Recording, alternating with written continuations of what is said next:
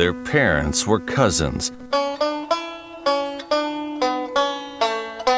Here's what's coming up on the Nice Guys on Business. We were both in Milan and Venice. Oh, right. Like two of the worst spots, right? And never stopped. I kept saying to JJ, what do we say if somebody in customs or in the United States says, have you been to Milan or Venice? I mean, yeah, we love them. They were great.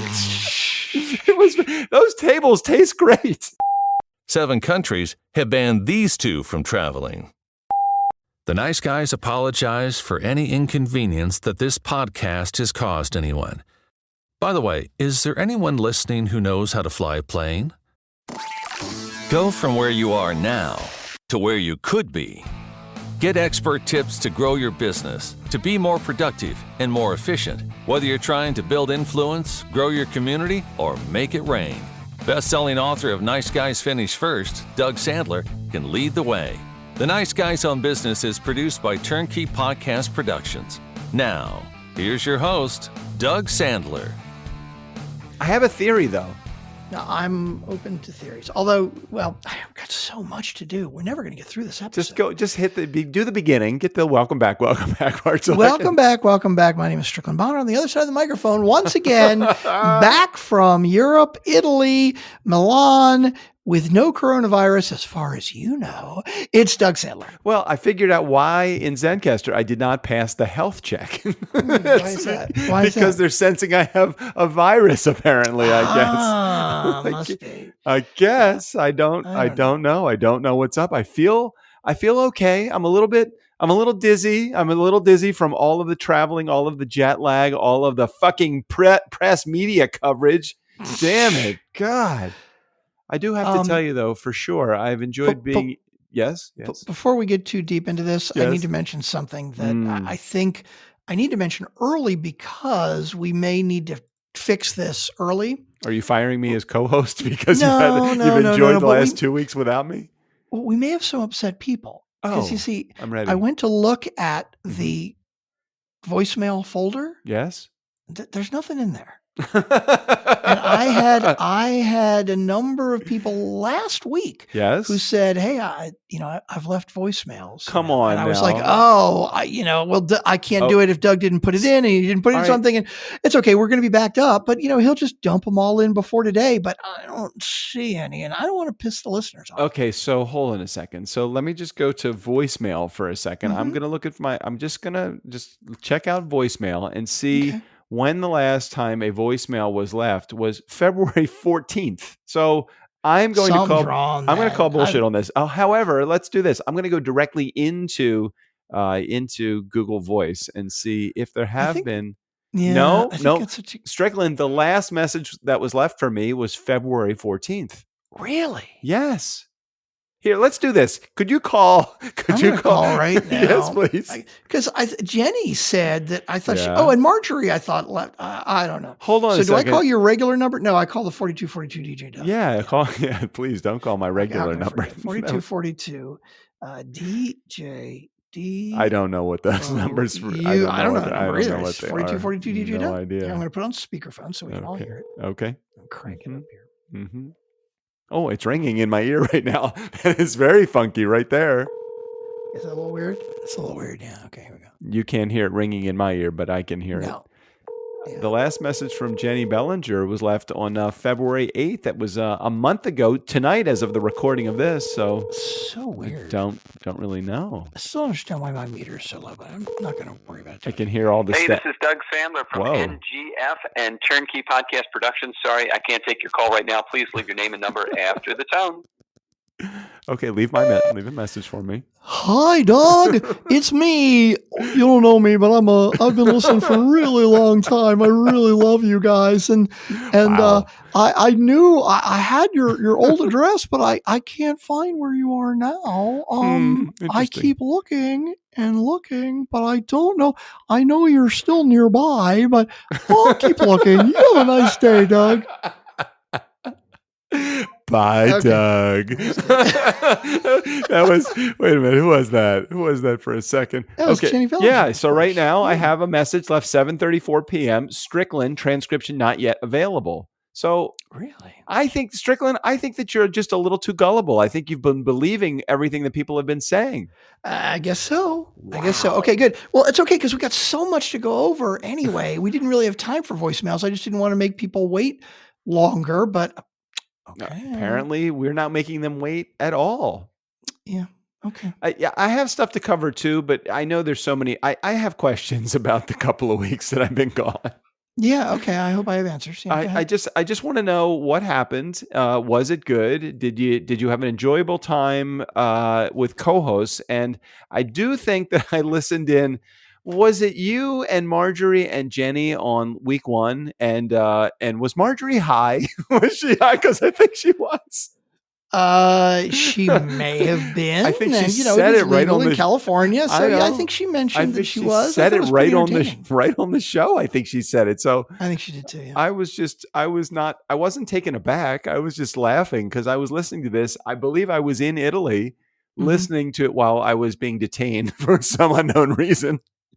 Did you actually get detained? I guess it's a story we have to hear a little bit later. No, the only detention was at the first airport. We landed in Milan, and at Milan, the only thing they did was from a distance they shot an infrared ray at my forehead to determine from a distance. Were they like 15 feet away so they wouldn't catch anything in case you had a fever? I think it was at arm's length. I think that really the rule is you have to be more than 3 feet away. Like they have a rule, some stupid rule. I don't understand. I'm sorry. I'm not going to say stupid rule.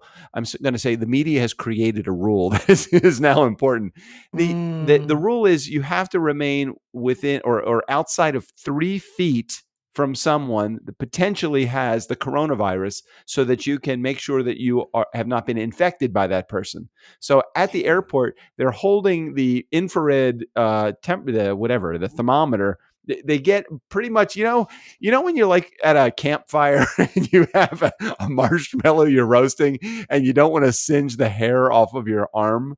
Well, they kind of they kind of like stepped away and kind of leaned in. It was almost like if they had a stanchion between me and the guy that had the thermometer. Wow. Okay, then. You infected Americans coming here into the United States. I'm like, hold on a second. You guys have the illness here. I should be getting this on my way out, not coming in. You should welcome me. I have pesos to spend here.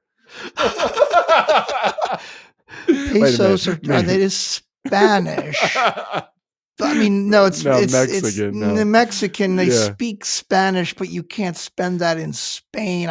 Never mind. You know what's really funny? I did not understand why we weren't able to spend our pesos in Europe. Now I understand why.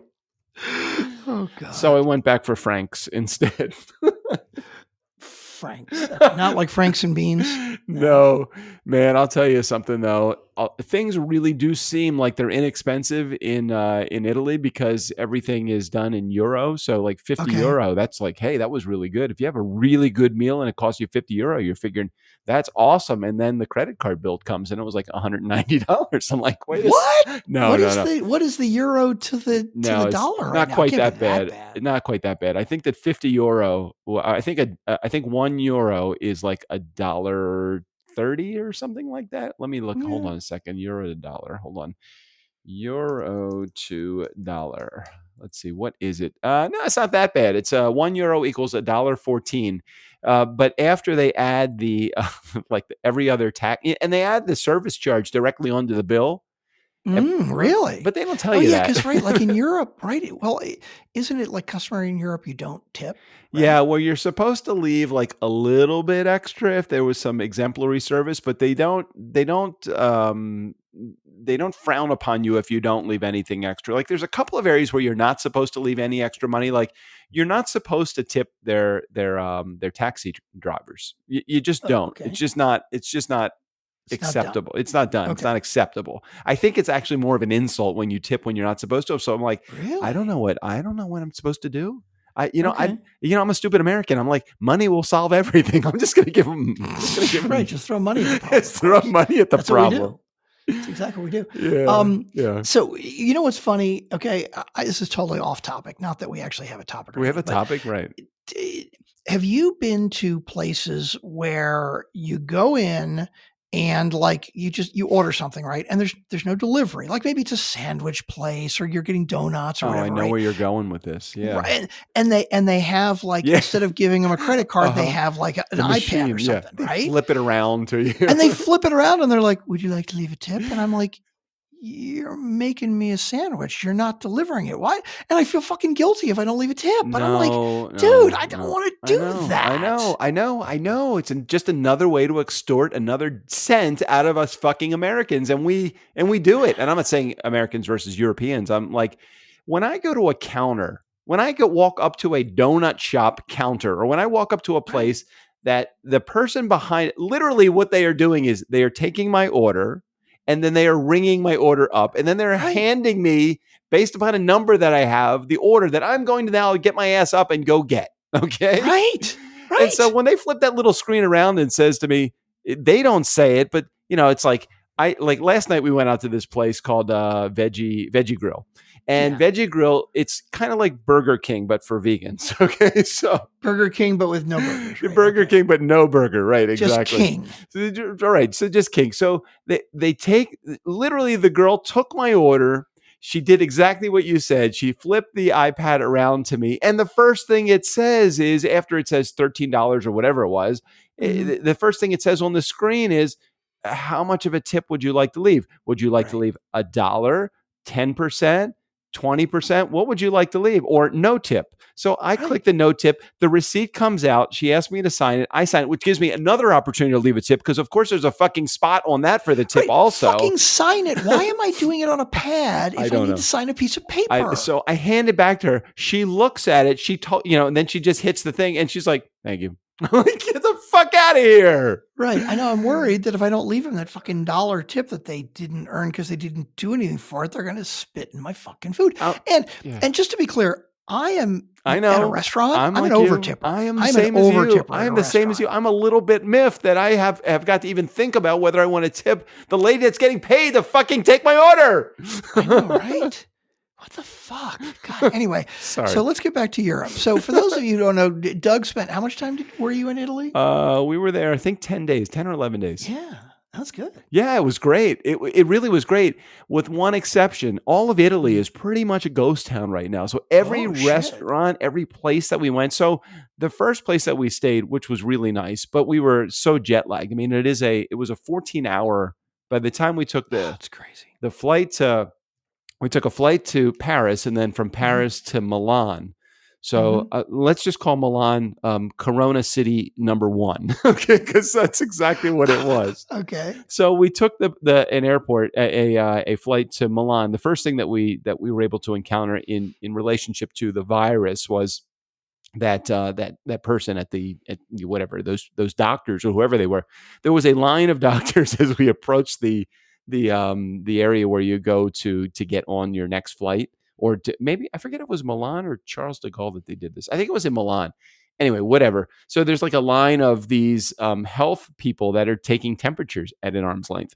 So we get in there. We went to the hotel. I was zonked. I just needed to get some sleep because we had been up I couldn't even fall asleep on the flight. So we didn't experience Milan because we had an opportunity to have room service. So we just ordered room service for that night. And then you weren't in the castle the first night? No, the first night was in Milan. The second night we were in the castle. Now, if any of you have watched, what is that show? Downton Abbey. If anybody watched Downton Abbey. Have you ever seen that show? No, totally. I've heard it's really good. But anything that's fucking period piece shit, I'm like, fuck that. I'm just not into that. No, it's totally a great show. We're like on season 4 right now. As a matter of fact, when I came up to record this, we were just watching an episode. We were on the end of the second episode we were watching today. Anyway, so very similar to Downton Abbey. If any of you are watching Downton Abbey, they usually, when visitors come to their castle, and we were going to a castle. Listen to Dr. Dane Here's episode. We actually talk about his castle, which we got hooked up. He says, hey, come on to the castle. I'll hook a brother up. Remember that conversation I had with you a couple of weeks ago? Like, what the fuck does hook a brother up? They fucking hooked a brother up. Oh my God. They gave us 3 free nights at this freaking castle. 3 nights. Amazing food. They wined us, they dined us, they toured us all over. Wherever we wanted to go, they took us. It was the most amazing experience. And the beauty of it all, which I felt really bad for the castle, but the beauty of it all is it's 12 bedrooms in this castle. And literally the only room that was taken was the room that JJ and I were staying in. Wow. I know. So we had this whole castle to ourselves, and we had a private chef to ourselves, and we had a tour guide at Mercedes-Benz. Would you like to take the S class or the E class today, Mr. Sandler? Are you kidding? Like they just had cars there that's like, hey, just take whichever one you need. Right. I Really? mean, I don't even understand what was going on. I'm like, how are they affording this? Oh my God. I know. That's crazy. It was ridiculous. It was great. So when we pulled up to the castle, there was literally the staff of 7 or 8 people standing outside Downton Abbey style, just waiting for us. I'm like, I wanted to be able to get my camera out, but I was a little embarrassed just to take a photo of them standing there.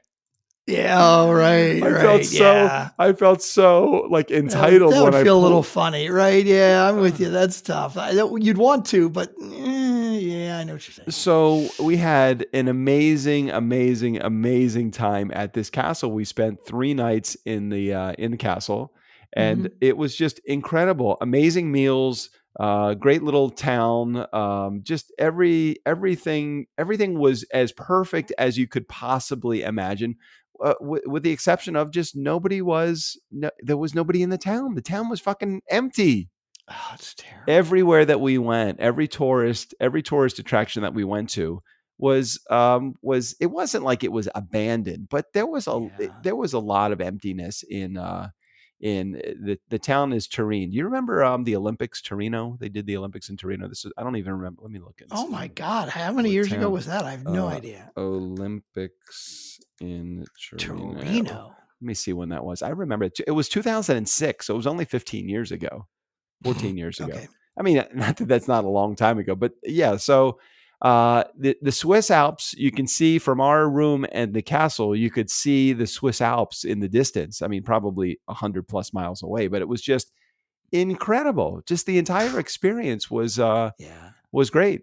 So then we went from, do you have any questions about the castle? Like any questions about how a castle is run or anything like that? Hey, look, I don't even know what questions to ask. That's amazing. So we had a private chef that was there cooking us. I mean, they did give us a choice of several items on the menu. It was a limited menu, but it was an amazing menu. Wine, desserts, just perfect. But it was just so sad that we were the only people in the entire castle. I mean, wonderful for us, but I just felt really bad for Dane and his company, although it seemed to be getting along pretty good. I mean, they took this castle that was in ruins and they transported it they renovated it and made it completely, modern. So although everything was made to look old, it was all like brand new, like the plumbing was great and the electricity was great. That's and cool. it was really quite amazing, quite amazing. That's cool. Yep. So we spent 3 nights there. We did a little bit of touring of Torino while we were there as well, or Turin. We did some wine tasting. We went to a really good, I think Mussolino or something. Not Mussolini. We went to a really good wine place, Mussolino. Okay. And then from there we took a train, a couple of trains actually. The transportation system, the train system in Europe or in Italy is amazing. I mean, you can pretty much get anywhere. We didn't rent a car the entire time we were there. Not that we needed to at the castle because we were treated to a couple of Mercedes and stuff. Oh, jeez. I felt a little bit like it felt wrong because we were being treated so well. I felt a little guilty, It's like, holy shit, what great. And Dane did such a great job of rolling out the red carpet. And then there was a little misunderstanding about how the transportation and the touring was going to work, and then ended up being, it was going to be quite expensive. And we had a budget in mind of what we were going to spend for touring. And now, what do you mean the transportation? I thought you just said the transportation was covered. Okay, so it got a little complex in there a little bit along the way. So the tour company who does a lot of work with the castle had an agreement with the castle that they were going to take us around to all of these places. And we were like, we were excited to be able to do it. And one day he came to us and he said, "Hey, what would you like to do tomorrow? Do you want to go and see such a thing? You know, this, and this," or I think it was to tour the wineries. And we're like, "Great, but we'd like to know how much, that would be," because we kind of were not with that. We weren't on a tight budget, but we had a budget. It's not like we wanted to spend. You got to know the price, right? Got to know a price. So he came back to us with a price, and it was going to be $1,000 for the day to take us to 2 wineries. And I thought that was a little bit expensive. So he said $1,000 for the day. A little expensive for us. A little, yeah. So JJ and I said, "Hey, no problem." We said, "Hey, can we just cut it back to maybe one winery?" We really were being treated exceptionally well at the castle, and 3 of those nights were covered, and they're $600 a night. And they were giving us those. So we thought, okay, well, let's spend a little money with them. So we were okay spending $500, but he didn't want to spend $1,000 for the day. And they said that's fine. So at the end of that day, they said, "What would you like to do tomorrow or the next day," or whatever it was. And we said, they asked if we wanted to go on a tour in the city. And we thought that would be great. But we didn't really want to spend that much money. So we kind of said, okay, we'll do a little bit less than that. So at the end, then I finally said to him for the next day, I said, "Hey, can you just tell us just approximately what this will cost us for the 3 days that we're here, just so we can kind of budget for this?" And the guy was so nice. And he said, "Hey, don't worry about it. We'll talk to we'll talk to them about it." So the next day when they came to pick us up to do the half day, the $500 day as opposed to the $1,000 day, I said, "Hey, can we have can you give us just some estimate of what we're going to spend?" And they said, don't worry about it. We'll just go over all that on Saturday, when they drop us off. And I'm like, no. So now I don't know like how much it's going to be. And the reason he was doing that was because they had an understanding with the castle that they were going to take us to these places and they were not going to charge us for these things. And so he was kind of like, he was embarrassed to give us a price because he knew, according to the conversation they had with the castle, that it was going to be covered. Oh, so they were comping the whole thing then. Right. Well, that was the understanding that the tour company had which is a third party, because the castle doesn't have their own tour company. They just have a relationship with his tour company. Right. So we got there on Saturday and we said, well, how much, as he's taking us to the train station. And so he said, we said, "How much do we owe you?" And he says, "Well, don't worry about it. It was the castle included that as a part of what they wanted to do." And I said, no, we want to pay something. So he said, we're not taking any of your money. But it's so weird. Why I don't understand why, if it's going to be comped, right? And the night before you made it clear that, you know what, $1,000 is out of our budget, right? Which, you did it right. So if it was going to be comped, why would they be uncomfortable about telling you there wasn't going to be a charge? Well, a couple reasons. Number one, while he had his English was very, very good, maybe he just didn't understand what I was saying completely. So I'm going to blame part of it on that. Part of it is Europeans are very proud people. They're very proud people. And so they wanted to be able to announce at the end that this was a gift. At least that's what the tour company was thinking. So as it all turns out, Strickland, it was a huge misunderstanding. They were going to charge us. They were charging. Right. So there was just a big misunderstanding. And then so they were so kind in the end. And they said, although there was a misunderstanding, we really want to step up and we want to make this good for you. And we are not going to charge you for this. And now I'm thinking, oh my God, somebody is taking it on the nose for this now. Somebody is paying our bill, and that I totally didn't want to happen. Right. So anyway, we talked to the owners of the castle, and they said, by all means, we would love to treat you. And they made it so they were not taking any money that we were giving them, no matter what. So it's like the entire castle visit, and the meals weren't included. Now we knew that going into this, with the exception of one night, the meals they were comping. So this 3 nights in the castle, touring all over the freaking landscape, was like $700. It was like you can't get anything for $700 for 3 days when you go to Europe, even a cut rate motel. Right. So it's like, oh my God. So they treated us like royalty, literally like royalty. We felt so great about, being able to tour all of the countryside. It felt horrible that they were comping all this stuff, but they insisted that that's what they were going to do.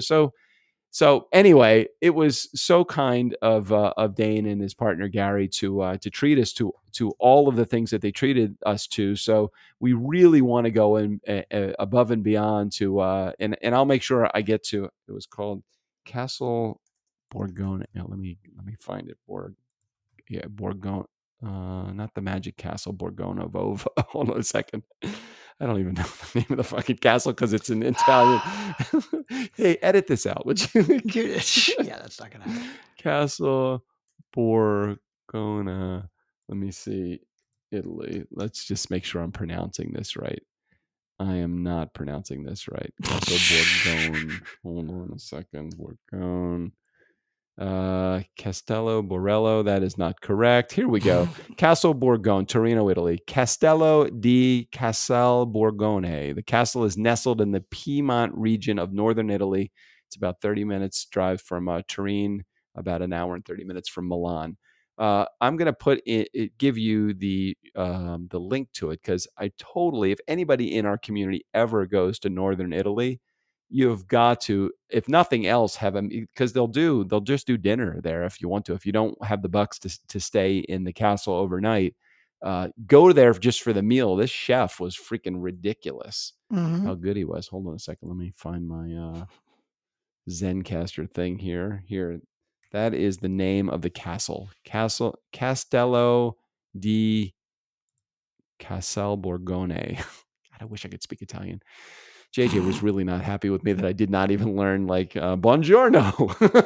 I'm like, grazie, prego. I'm like, I don't know any Italian. She got so pissed at me many times. She's like, you are so rude. I'm like, I'm trying not to be rude, but I can't even remember how to say hello and goodbye. You're trying not to be the asshole. I totally was the asshole there. I tried not to be, but you can't just walk up to a count. You have to show them some effort. And I realized that, but everybody was so polite. Everywhere I went, people were polite. Well, listen, they didn't have a choice. We were the only fucking Americans in the entire country. Yeah, apparently. So from the castle, we went to not Milan. Where the fuck did we go from there? From the castle. Oh God, I had it all down. Oh, Cinque Terre. Cinque Terre is this town, that seaside town in Italy, totally picturesque. Spent a couple of nights in Cinque Terre, and then from Cinque Terre we went to Venice, and Venice was again just completely desolate. I mean, really? Like the gondola drivers or riders were just standing around playing cards. There was nothing going on in the whole fucking town.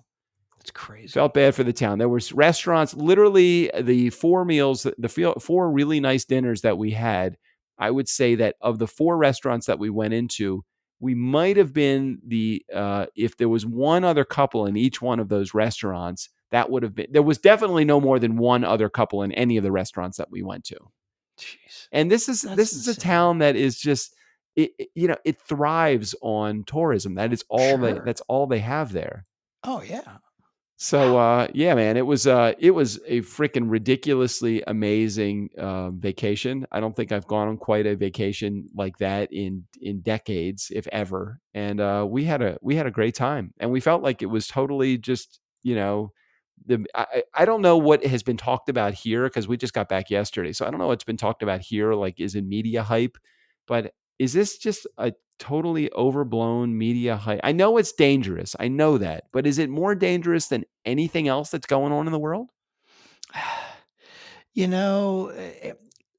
Look, I'm not a CDC scientist, okay? But from what I have seen, to me, it looks like the mortality rate for the coronavirus is anywhere from 0.5% to 2% of the people that actually get it, which basically makes it like the flu.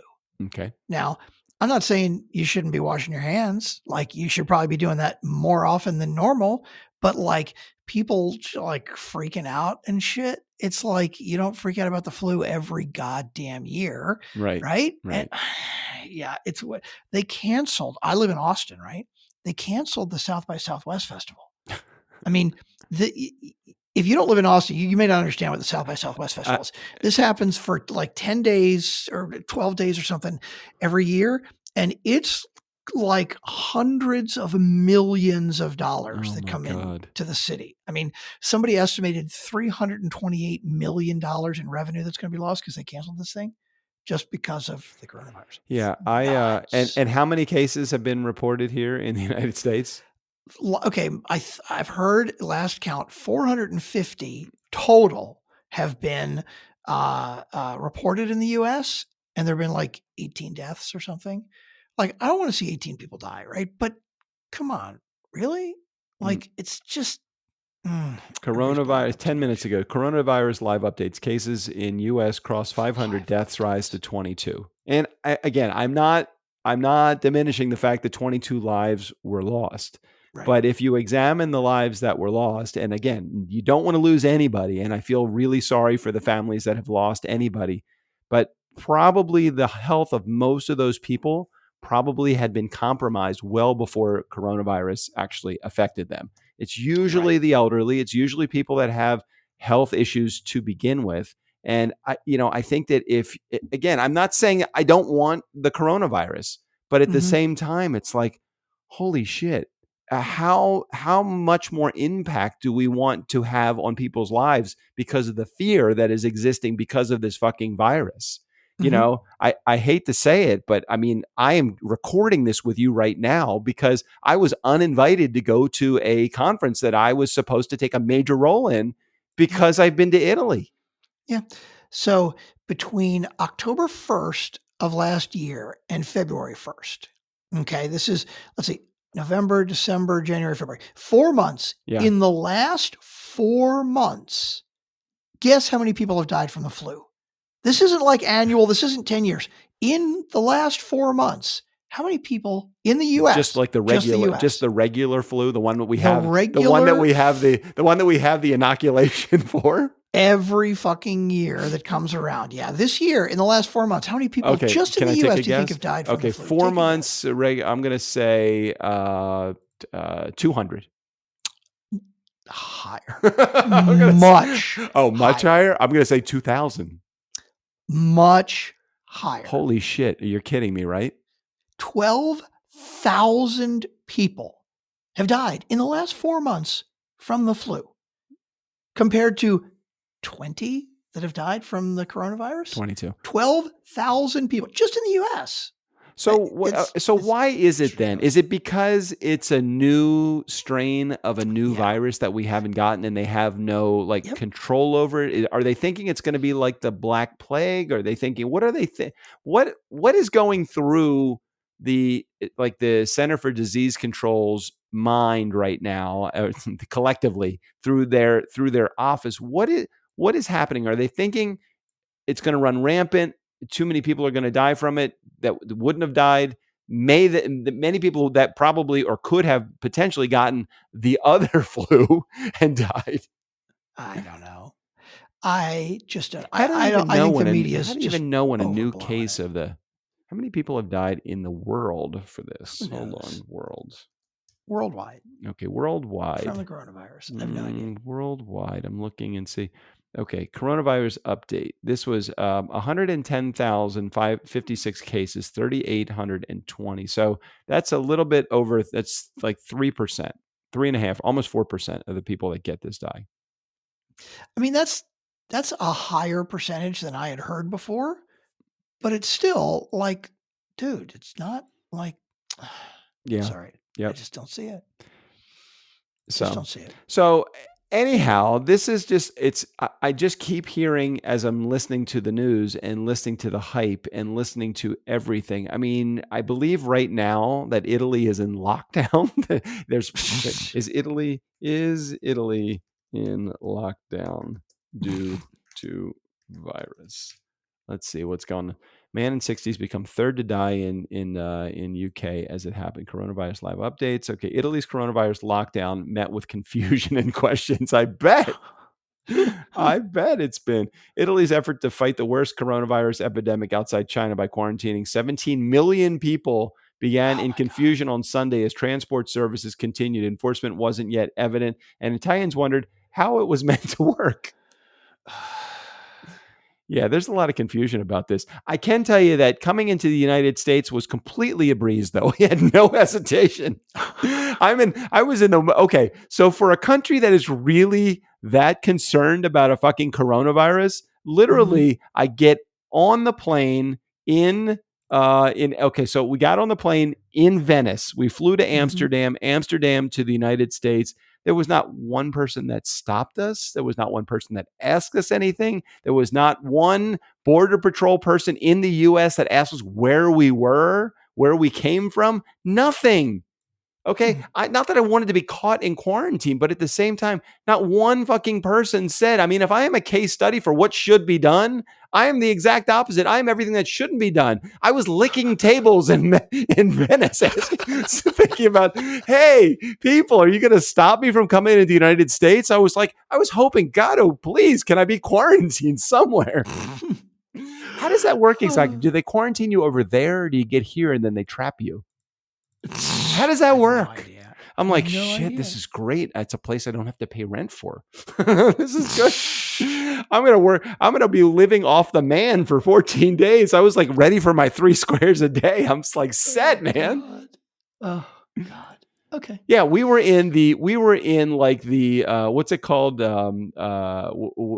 In like patient zero. What is it called? We were in the drop zone. We were both in Milan and Venice. And, right. Like 2 of the worst spots. And never stopped. I didn't want to be stopped. And I didn't know what I wouldn't be. I kept saying to JJ, what do we say if somebody in the border in customs or in the United States says, have you been to Milan or Venice? Yeah, we love them. They were great. Those tables taste great. I was drinking right from the fountains. Oh, God.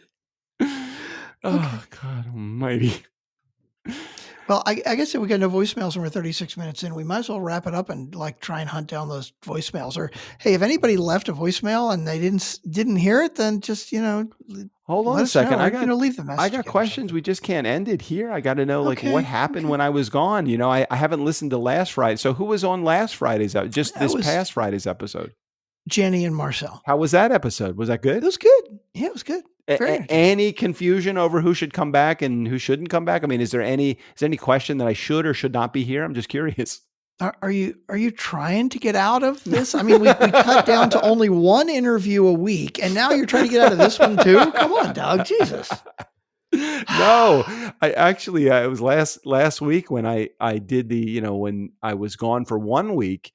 And I'm thinking, Strick's got to do an episode this week, meaning a couple of days ago, or actually a week ago as of the airing of this. I was thinking, I kind of miss it. I kind of miss it. I don't really have a vent. I don't really have an opportunity to talk to anybody and just completely just vent at all. And I'm like thinking, where did Strickland? What's going on? Well, here I am. I'm still here. And no coronavirus, no nothing. It's all good.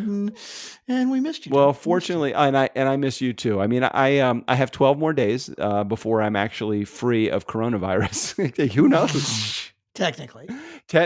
Yeah, but I could pick it up from somebody here. Not that I'm actually going to be leaving my house for the next 12 days, but I could be under house arrest. So in other words, you'll be in your pajamas and not leaving the house, which is pretty much what I do every week. Anyway. Right, exactly. So nothing different, really. So you're right back at home again. It's all good. What's happening in the world of everything? We got so much to talk about, and I feel like 35 minutes is just kind of jipping me out of an episode here. Let's see what else is going on. I don't know. It's been busy. It's good. I learned what it's like to, I had, you left me with 3 or not 4, at least 3 leads. Leads. To I know. On, right? I know. And now I know how it feels to have people ignore you and not get back to you. Because that's pretty much what happened.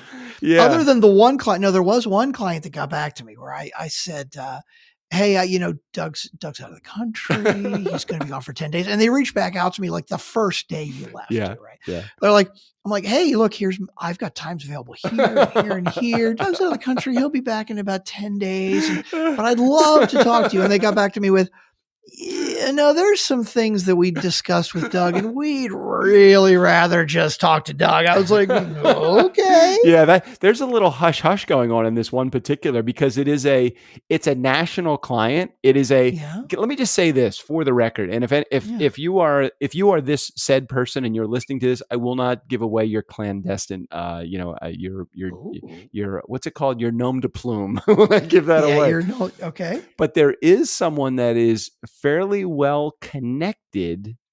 Really? With, okay, if you could think the highest person in the world from the media, let's say, to be connected to, who would that person be in your mind? If I were to Snoop Dogg.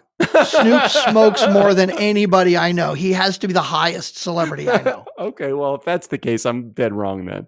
So who would be your second guest? Oh, did you mean then? like high in stature? Oh, right. Not like in, smoking. Who has the most clout when it comes to, if this person called you, no matter who you were, you would probably take their phone call and have a meeting with that person. Who, aside from Donald Trump, of course. Wow. And this is like somebody in a celebrity, yes, or like in politics, celebrity. The celebrity. What celebrity if called you, no matter who this person was, you would say, oh my God, of course. And you would take that call, and you would probably want to make sure that you were not late or miss that call even by a moment. You would probably be nervous the entire time since the time that you made the appointment to the time the appointment was. If I guess the person, are you gonna tell me yes if I'm right? Yeah, I'll tell you. Like, are we talking like Tom Hanks? No. Tom Cruise? Bigger. Bigger. But like Al Pacino? Bigger. Like not like a Marlon Brando, like a Jack Nicholson. Oh, you're thinking like movie star. I'm saying media. Oh God. Even bigger than Elon all of Musk. Bigger. He's what's big?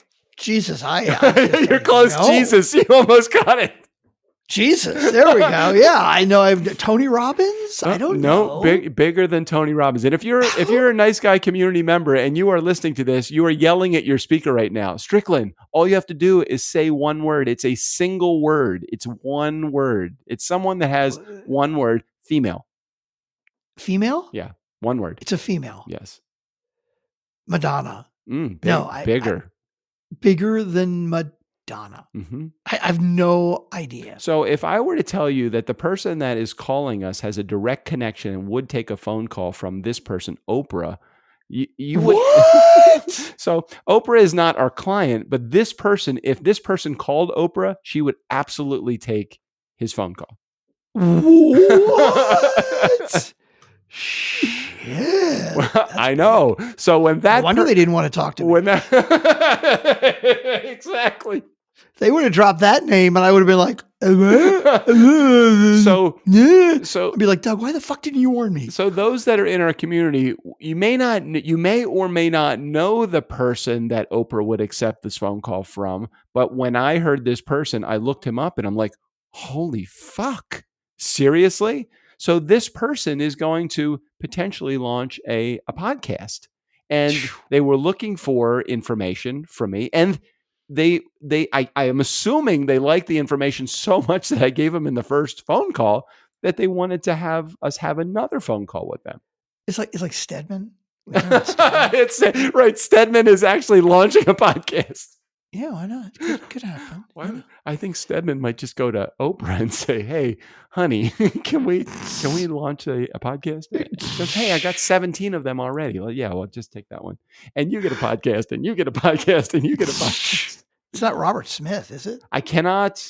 I've been sworn to secrecy. Okay. I cannot give you the name live on the air. I can tell you potentially off the air who it is. Okay. But I'm not even sure you would know the name. Some of you may in our community. JJ absolutely knew the name. I had heard the name before, but then I'm looking him up and I'm like, oh shit, that's pretty cool. And then I looked at some of the footage of the umpteen times that this person has been on the Oprah show, and I'm thinking, this is pretty cool. This is really cool.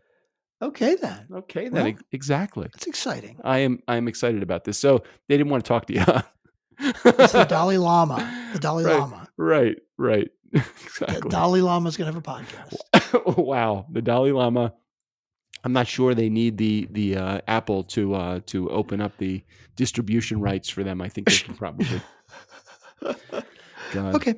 Anyhow, so all right. So why don't we wrap up today? Geez, I Mm-hmm. was hoping there was going to be so much more. I was thinking there was more coming, but I guess we did cover quite a bit.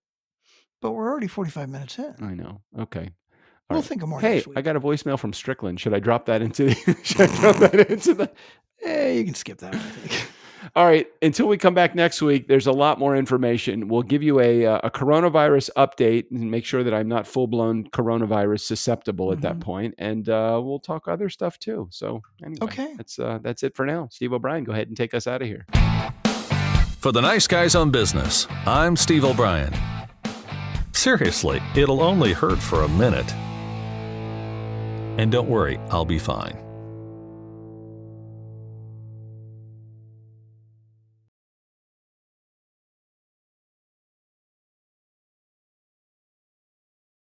Did it work last time? It did work last time, and it'll continue to work. Wait, now I'm too loud. Wait a minute. Hang on. Let me turn my gain down. Yeah, I cranked it way up. Hold on. Okay, that's better because I cranked it up because I was too low last time, but it was really because I wasn't actually on my. Now I'm uber low. I'm not on the right mic again, am I? Hang on. You sound good. You're on the right mic. Why is it so quiet then? Cranking my gain. I crank the gain. Hello? I'm cranking the gain now. I'm cranking the gain. Yeah, but it's weird because it's like I got the gain cranked all the way up now, and look at my meters. They're still barely there. Are you sure I sound fine? Because I did this the other day. Sound good to me. You sound fine to me. I cannot tell beyond me. You sound very good to me. I thought I was on the wrong mic the other day. Like when I did it for last week's, I was on with Jenny and Marcel, and I went back and listened, and I think I was on the camera mic the whole time. You're definitely on. Tap your mic. Yeah, that's totally this microphone, unless your other mic is really picking that up. This is weird. It's the same, like.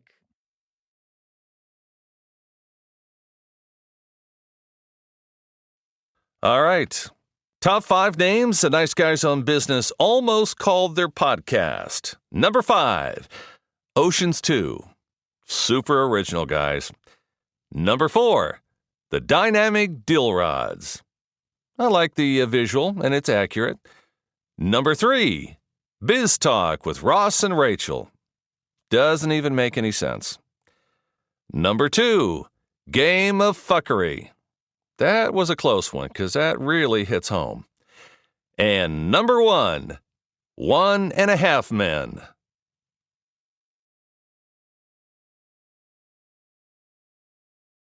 Huh? You want me to say what? Did the check clear yet? Okay then, you're the boss.